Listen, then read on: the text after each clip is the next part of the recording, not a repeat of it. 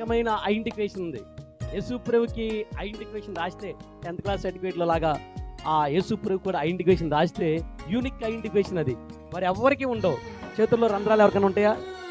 అది 3 అంగుళాల రంధ్రాలు, అంత పెద్ద రంధ్రాలు ఎవరికి ఉండవు.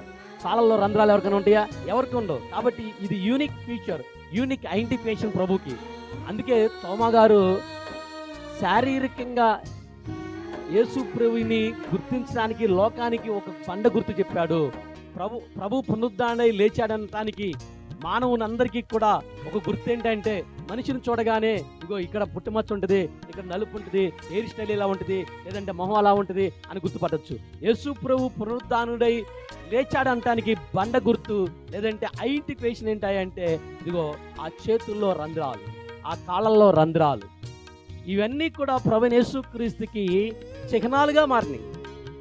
ఇవన్నీ కూడా ప్రభువైన యేసుక్రీస్తుకి రంధ్రాలు. అంటే అది చూసే తోమా గారు యేసు ప్రభుని విశ్వసించాడు. అవి చూసే యేసు ప్రభుని ఒక ప్రభువుగా గుర్తించాడు ప్రభువైన యేసుక్రీస్తుని తోమా గారు. కాబట్టి ప్రియమైన దేవుని బిడ్డలారా, there is only one unique feature for the God, that is the hole. చేతుల్లో రంధ్రాలు, చేతుల్లో కాళ్ళల్లో రంధ్రాలు. అందుకే తర్వాత తోమా గారిని ఆ రంధ్రాలను చూసే తోమా గారు యేసు ప్రభుని ప్రభువునిగా గుర్తించాడు.